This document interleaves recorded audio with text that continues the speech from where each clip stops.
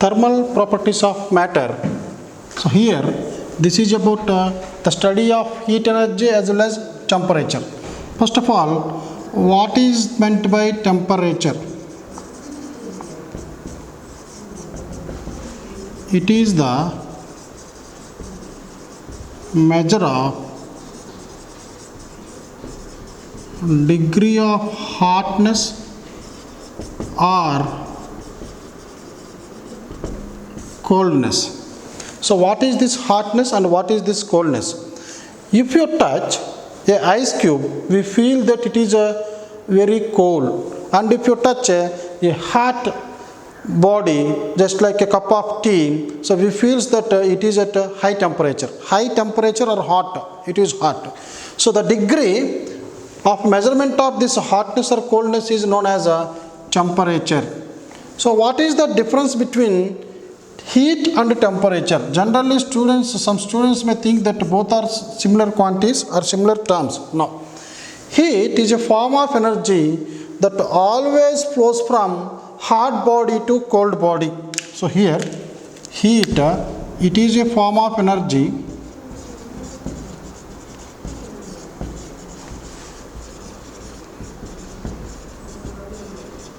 that always flows from hot body to cold body. So how to determine whether the body is hot or not? How to determine whether the body is cold or not? Now in my example, when I touch an ice cube here, let us say this is an ice cube. So if you touch the ice cube, we feel that it is at a low temperature or it is cold. Now similarly, if you take a cup of coffee here,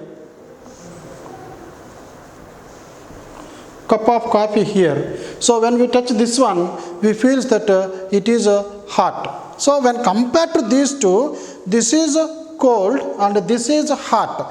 So here we are giving the comparison with respect to our temperature. That means with respect to the temperature of our body, this is at high temperature. With respect to us, it is at a low temperature. Temperature is measured generally in Kelvin, because that is the SI unit.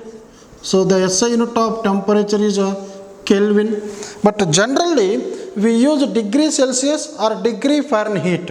So the general scale, the general unit to measure the temperature is degree Celsius or degree Fahrenheit. Now these are general units, degree Celsius, degree Fahrenheit. But what is the degree Celsius? What is this degree Fahrenheit? To measure anything, we need a standard. Suppose if you take our common balance here, general balance. So to measure 1 kg vegetables, we will keep 1 kg stone here and we will add vegetables into this one till they will get equilibrium. That means this is the standard that is used to measure the mass of these vegetables that are placed in this pan. So this standard is compulsory. Now here also, to measure the temperature, we need a standard. So what is the standard here? Just like it is the measure of degree of hotness or coldness. That means we need to take one temperature, one number here, one number which is fixed, and when with respect to this, we will measure the temperature of the body, whether this temperature is higher than this or lower than this. Just like here also, when we are keeping our hand here, we will sense that. So this is the sensation only. So we will sense that this is at low temperature and hot coffee is at high temperature. So this is a comparison these physical quantities. Here also the standard that is used to measure the temperature, here we are taking two standards. One is a boiling point of water, also called steam point. The second one is a melting point of ice, which is called ice point. So these are, the first one is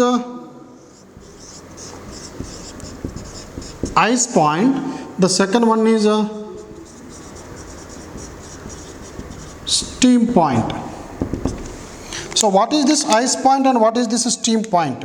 Now if you take a scale like this is a scale, and in this scale ice point, the temperature at which ice converts into water is called ice point. Generally we call it as a freezing point of water or melting point of ice. So this we call it as ice point. So it is taken as 0, and the steam point, the temperature at which water converts into steam is called steam point, and this is taken as 100. So this is just a number. So now this scale is divided into 100 equal parts. So each part is said to be 1 Celsius. So this will be 1 degree Celsius. That means the limits between ice point and steam points are divided into 100 equal divisions. Each division is equal to 1 degree Celsius. So this scale is known as Celsius scale. So we call it as Celsius scale.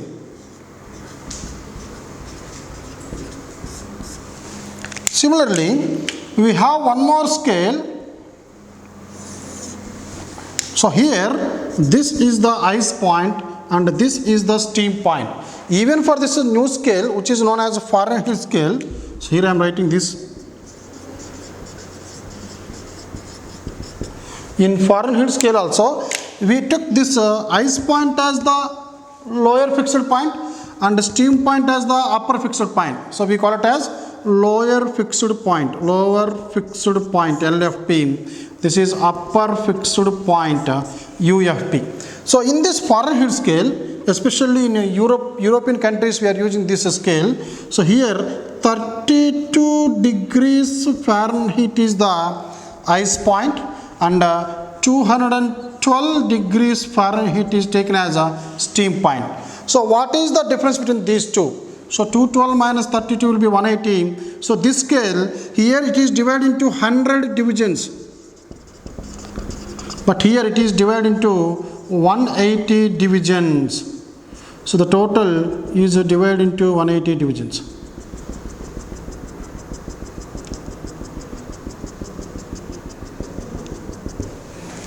So each division is equal to 1 degree Fahrenheit. Now, what is the relation between these two? How to find the relation between Celsius scale and Fahrenheit scale? Now, to find out this one, you can see the total upper and lower limits are divided into 100 parts.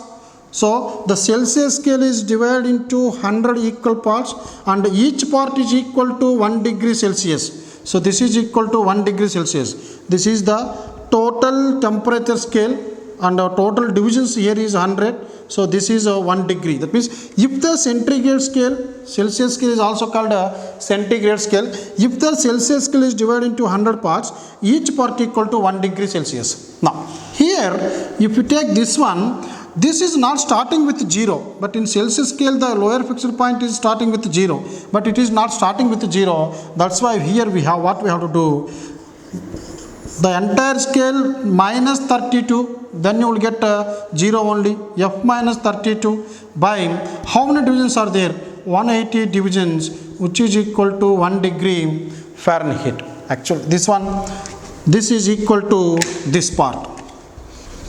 Now why? Because I am talking only the divisions here, but here we have only 100 divisions, here we have 180 divisions. Here 100 divisions is exactly equal to 180 divisions. In Celsius scale, this scale when it is divided into 100 parts, this is equal to this Fahrenheit scale, which is divided into 180 parts. So now these two must be equal. So this is f minus 32 by 180.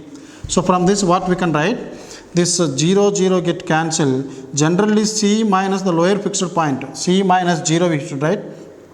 So C by 10 is equal to f minus 32 by 18. So 2 5s and 2 9s. So finally we will get C by 5 is equal to f minus 32 by 9. C by 5 is equal to f minus 32 by 9. This is the relation between Celsius scale and Fahrenheit scale.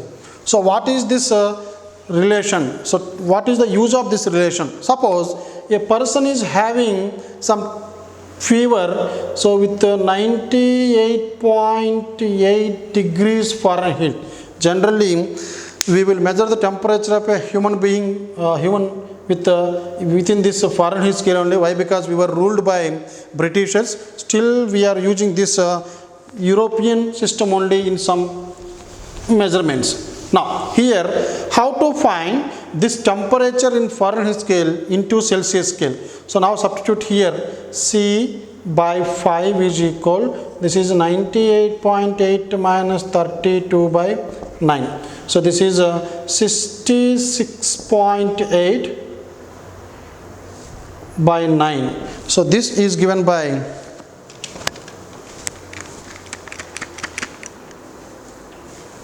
9 ones, 9 7 and 29 twos. So now what is C value here? C is equal to 7.42 into 5. 5 twos are 10, 4 5 is 20, 21, 7 5 is 35, 36, 37. So the temperature of the person will be 37.1 degrees Celsius. So this is how you can convert the Celsius scale into Fahrenheit scale or Fahrenheit scale into Celsius scale. Similarly, one more question, at what measurement the temperature on both Celsius scale and Fahrenheit scale will be same? So now to find out this one, in Celsius scale, let us say temperature is denoted the letter theta by 5 is equal, and Fahrenheit also it is given the same reading 32 by 9 here. Now by cross multiplication, 9 theta is equal to 5 theta, this is 150, 160. So if you bring this one this side, 9 minus 5 is 4 theta is equal to minus 160, and theta is equal to minus 160 by 4. So this is minus 40. So here this minus 40 degrees Celsius is equal to minus 40 degrees Fahrenheit. Minus 40 degrees Celsius is equal to minus 40 degrees Fahrenheit. That means at this minus 40, both Celsius and Fahrenheit scales will give the same reading. Here, if you go down up to minus 40, if you go down up to minus 40 here, the measurement will be same on the scale. A device that is used to measure this temperature is called thermometer. Generally, this thermometer uses a thermometric property. So if you take this pressure, volume, resistance, these are called thermometric properties. So what is the thermometric properties? The properties that changes with rise in temperature or fall in temperature. We know that the pressure of a substance generally increases with increase in temperature. Most of the substances expands on heating, and we know that if resistance of a conductor increases, it is found that resistance, so the temperature increases, resistance also increases. So these are the properties that varies with the temperature. Varies with temperature are called thermometric. Metri means measure. Thermometric properties. Now, if you take a liquid thermometer, so let us say this is a liquid thermometer here. So this is filled with mercury. So this is the mercury. So in this we will fill the mercury, and you can see the bulb of a mercury is always in cylindrical shape. Why it is in cylindrical shape? Why not in any other shape? It is found that if you take a cylinder,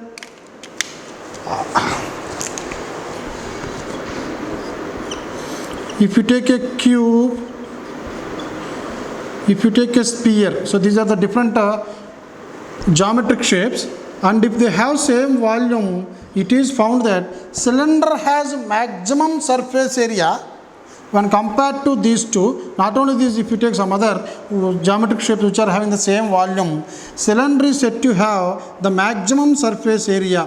When the surface area is maximum, heat flow will be easy. Why? Because heat flow depends on area of cross section of this one or surface area of this one. That's why as the surface area is more, when it is kept inside our mouth, as the surface area is more, so it can absorb more heat from our body easily, or within the given time it can absorb more heat. That's why the shape of all these bulbs are cylindrical in any thermometers. Now we are using liquid thermometers here. Here alcohol can be used or mercury can be used. Generally mercury is used in clinical thermometer, especially in hospitals. But if you take other liquid thermometers, either we are using mercury or alcohol. But generally gas thermometers are preferred to this alcohol or mercury thermometer. Means instead of liquid thermometers, generally we use gas thermometers. Why we are using gas thermometers? Why? Because the behavior of the gas is similar for most of the gases under given range of temperatures. So that will explain, I will explain in Boyle's law as well as Charles' law in the next topic. So it is found that for a gas, for an ideal gas means a gas that obeys all the gas laws at all temperatures and pressures is called ideal gas. But there are no ideal gas in the universe. All gases are real gases only. That means they can obey these laws at a particular temperature ranges, in a particular pressure ranges only. So for example, if you take an ideal gas, it is found that the pressure of an ideal gas is proportional to its volume at a constant temperature. So P is equal to K by V, or PV is equal to K. That means product of pressure and volume of an ideal gas at a constant temperature is always constant. So this we call it as Boyle's law. So this is Robert Boyle's law. So we call it as Boyle's law. So Boyle's law states that the pressure of a given mass of gas inversely proportional to its volume at a constant temperature. So this is the statement. From the statement we can write P is equal to something K proportional constant by V by cross multiplication PV is equal to K. So this is a Boyle's law. Similarly, if you take the volume and temperature, they are related like this. The volume of given mass of a gas is directly proportional to its absolute temperature if the pressure is kept constant.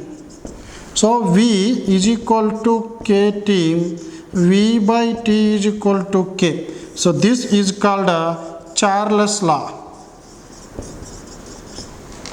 So what is the statement of Charles' law? The volume of a given mass of a gas is directly proportional to its absolute temperature if the pressure of the gas is kept constant. You are going to learn about this Boyle's law and Charles' law in chemistry. That's why I am not writing the statements here. Now, if you take this Boyle's law, that is equation 1, and Charles' law, equation 2, so we can combine these two. So if you combine these two, what we can write? So here first statement is PV is equal to K, second statement V by T is equal to K. So if you combine these two, if you multiply this with P and P, you will get PV by T is equal, Kp means is a constant. So this is a constant, and it is found that PV by T is equal to N times of R. So what is this N? N is number of moles.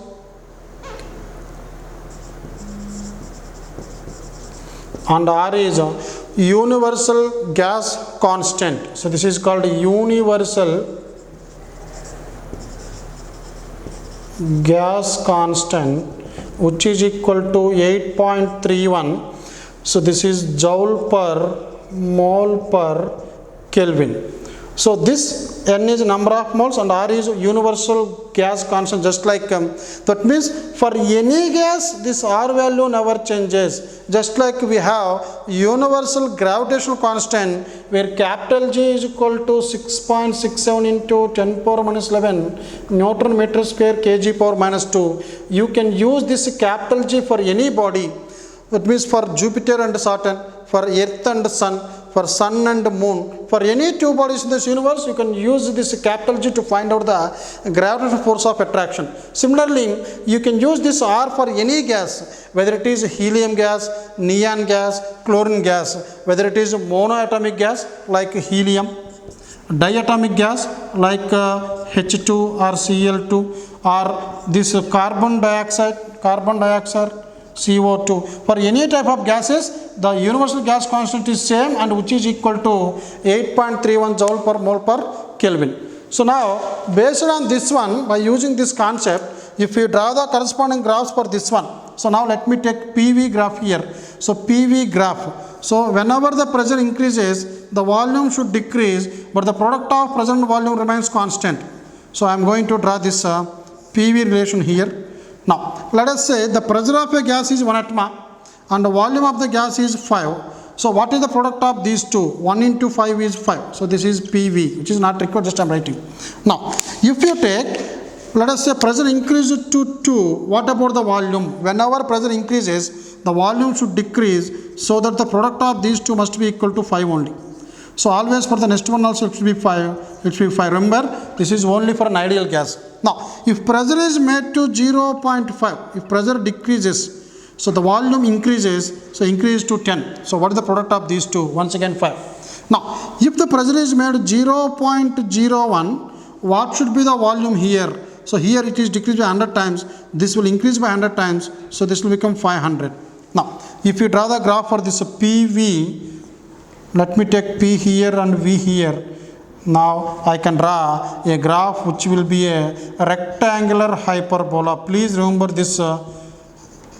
If any two physical quantities are inversely proportional to each other, the corresponding graph is always a rectangular hyperbola. So it was given so many times in a competitive exams. What is the nature of the graph between two physical quantities which are inversely proportional to each other? So whenever two bodies are inversely proportional to each other, we can write the corresponding graph is always a rectangular hyperbola. So this is the shape of the rectangular hyperbola. So now let me draw. This is a rectangular hyperbola. Suppose if you take F is equal to ma, a well-known equation, we know that mass is always constant. So here, if you want to find out the relation between F is equal to ma, you can write F by A is equal to m. Now, if more force is acting on a body, more acceleration is produced, mass of the body never changes.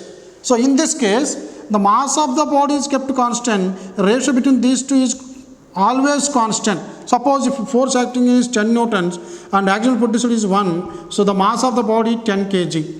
If you apply 20 newtons force, the acceleration produced will be 2 meter per second square and the mass remains constant. So these are the constant values.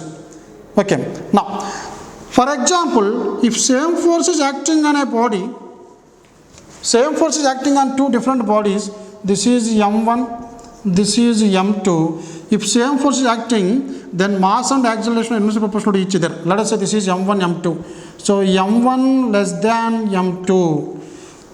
Same force is acting. What is the force acting here? F. How much force is acting here? F. So which will get more acceleration?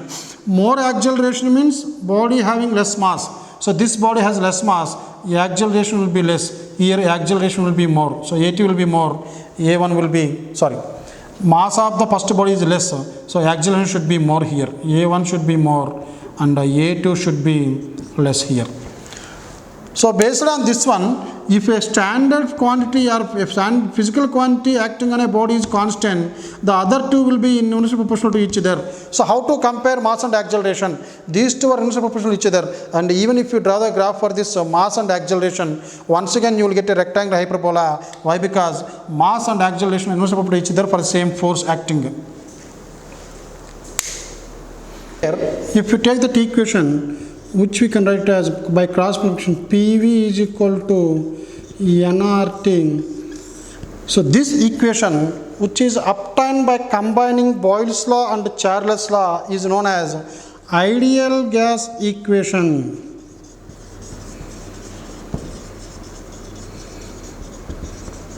Why? Because why it is called ideal gas equation?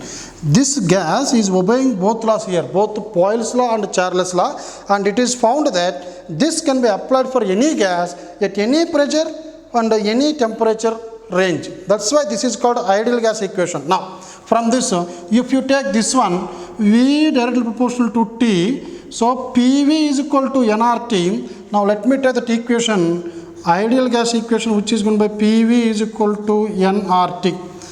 For a gas at constant pressure, so let us say P is constant. P is constant. At constant pressure, what is the relation between volume and temperature? So this is constant. V is equal NR already constant T. So V directly proportional to T. So at constant pressure, volume directly proportional to temperature. We studied this as a Charles law. Similarly, suppose if we take volume constant, if volume of a ideal gas is constant, so if it is constant, we can write P is equal to, this is V is equal to nRT by P, and P is constant, NR already constant, that's why V directly proportional to T. So what is P here? This will be nRT by V. We know that V is constant, so this is constant. Number of moles of a gas always constant. Universal gas constant, by name itself it is constant. So P directly proportional to T, and we call this as a Gay-Lussac law.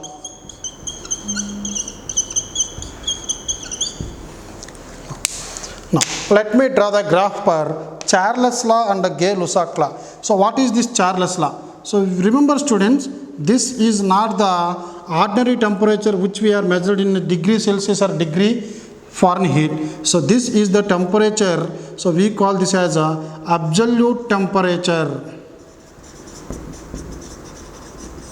So while writing all these equations, whether it is Charles law or Gay-Lussac law, so that the statement should be like this: the volume of a given mass of a gas is directly proportional to its absolute temperature. Don't say that the volume of a gas is directly proportional to temperature. If you write a statement like that, you won't get marks in PUC. And similarly, the pressure of a given mass of gas is directly proportional to its absolute temperature if the volume of a gas is kept constant, and this is called a Gay-Lussac law. So what I am writing here, Gay-Lussac law, the pressure of given mass of gas is directly proportional to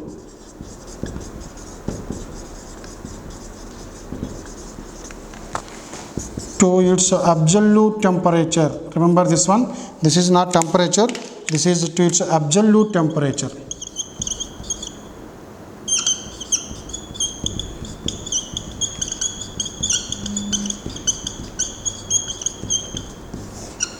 Similarly, while writing this absolute temperature, but the condition is pressure directly temperature if volume is kept constant.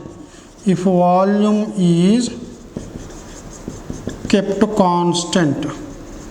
Similarly, while writing the statement for Charles law, you just replace this pressure with volume and volume with pressure. So you will get the same statement, but don't change this absolute temperature. It remains as it is. Now, here, how to draw the variation of volume with temperature?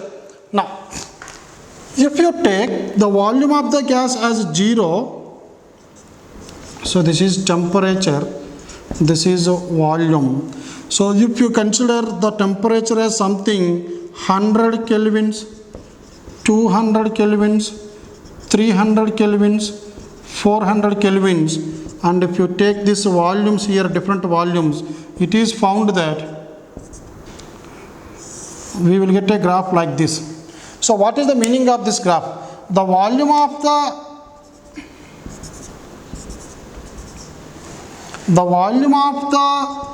gas is increasing with the increase in temperature. So at 100 kelvins, the temperature volume is V1. At 200 kelvins, volume is V2. At 300 kelvins, volume is V3. At 400 kelvins, volume is V4, like this. So at different temperatures, the volume of the gas is different.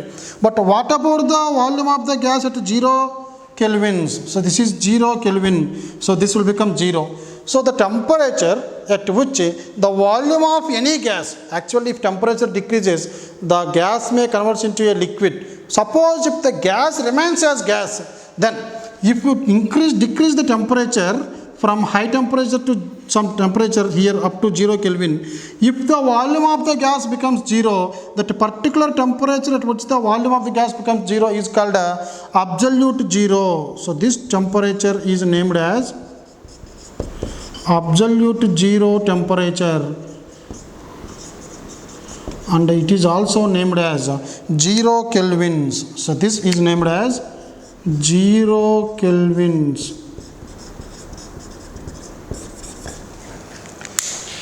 Similarly, if you draw the graph for pressure and temperature, it is also found that if it is the PT graph, pressure and temperature, and there also they got a graph like this. So if the temperature decreases, pressure of the gas will decrease and the pressure will become 0, and that it is found that at the same temperature both the pressure and the volume of a gas will become 0 for an ideal gas.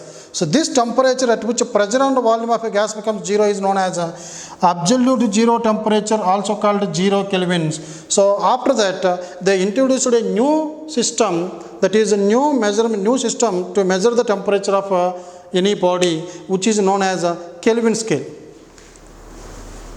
If you draw the graph between pressure and absolute temperature, so we are getting a graph which is passing through the origin. So if you take this as the pressure, this is temperature, so this is the graph.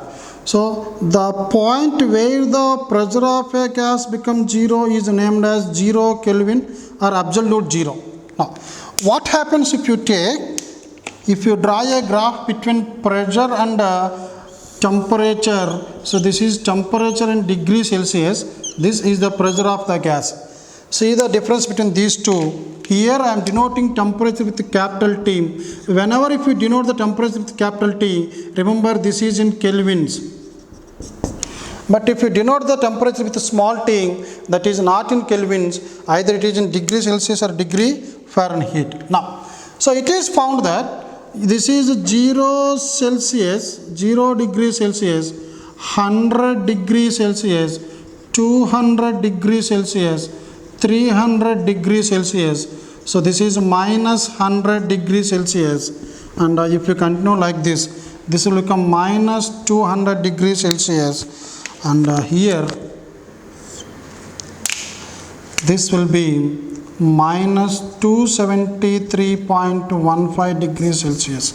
So this is the least temperature that we can achieve in general. So in this case, if we draw the graph, it is found that the pressure of a gas is decreasing slowly with decrease in temperature. This is the pressure, and it is found that this is decreasing like this, like this, like this, like this, and the pressure is becoming 0. Here remember students, this is not the 0 pressure. At 0 degrees Celsius, this gas, let me name this gas as gas A, is having this much pressure. This is PA. Now if you take a different gas, so different gas will have a different pressure at 0 Celsius, different pressure here. This is PB at 0, so this is gas B, but it is found that this pressure will become 0 at minus 273.15 degrees Celsius. Similarly for gas C also, so let me take this as gas C. So it is also showing the same property. The pressure at 0 degrees Celsius is different, but the pressure at minus 273.15 degrees Celsius is becoming 0.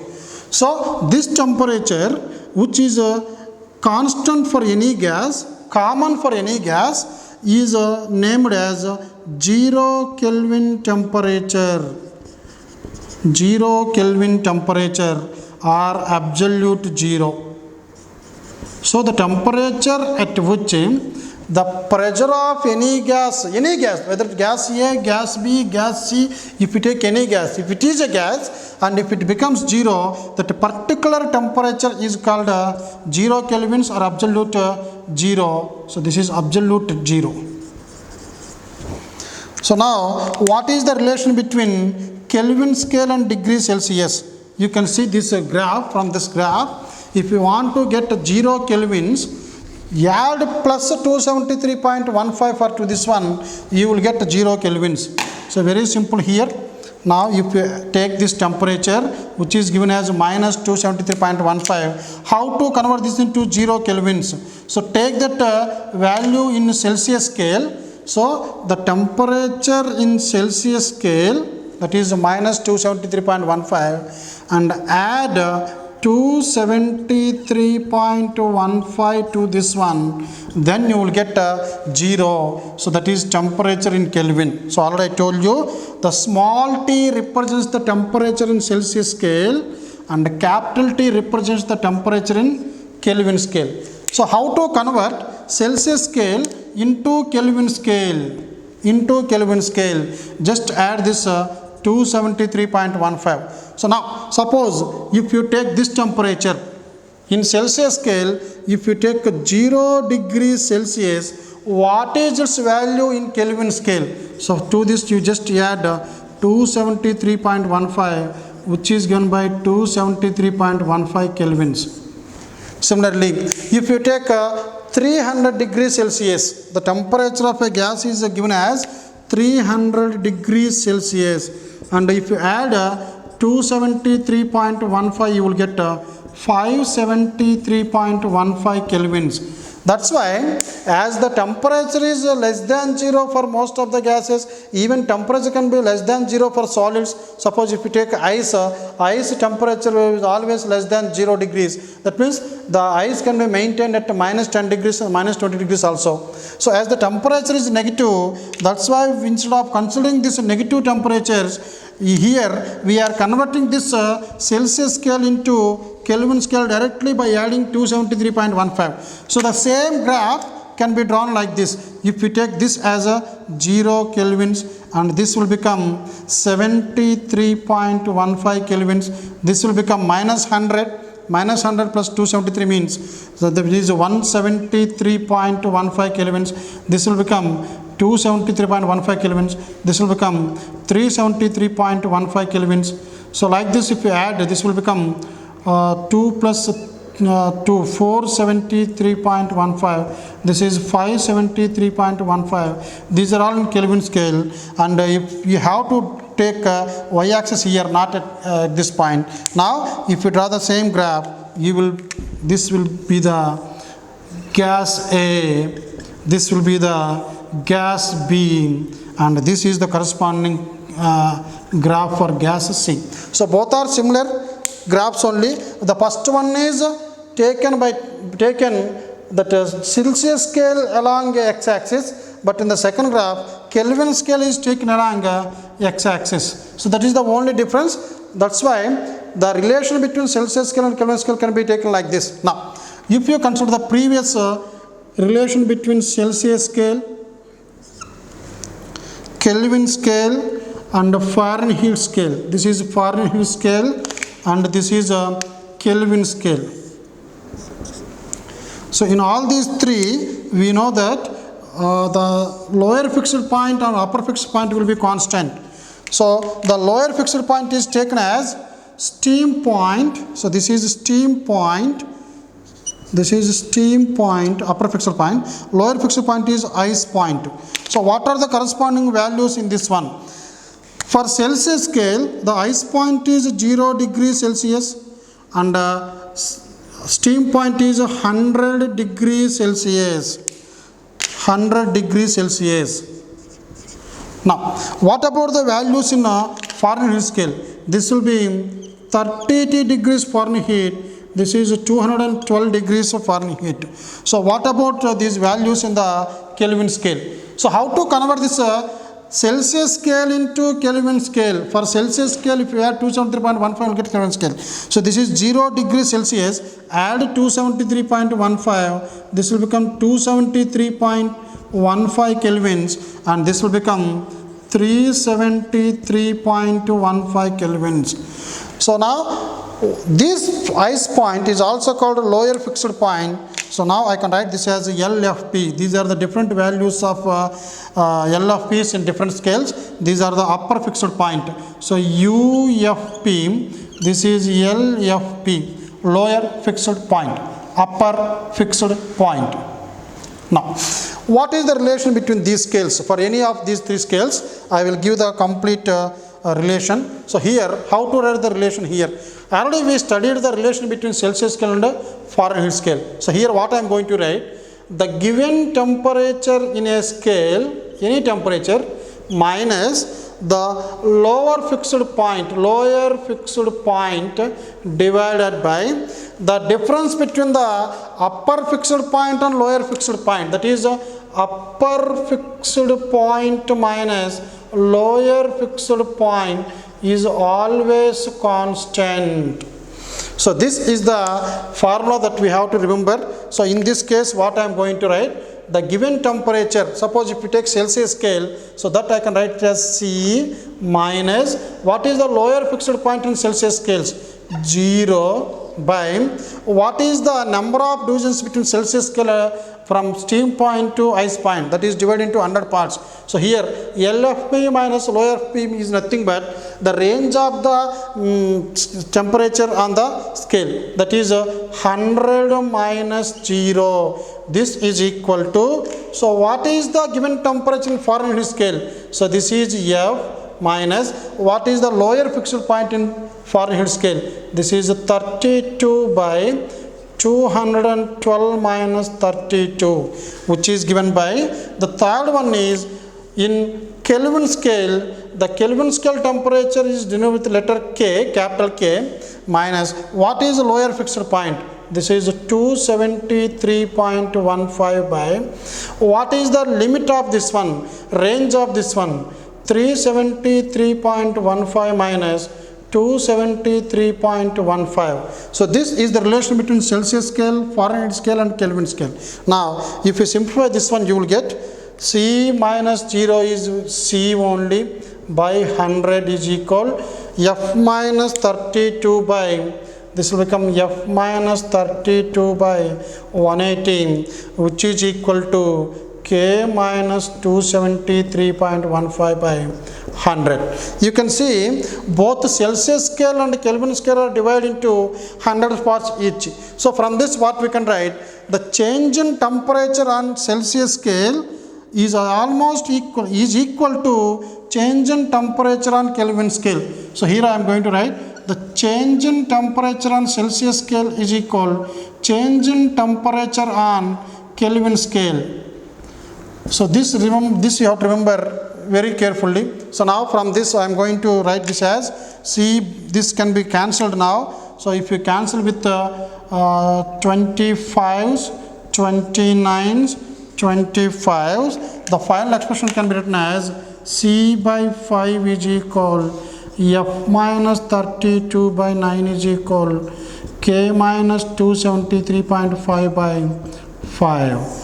So this is the relation between Celsius, Fahrenheit and Kelvin scales.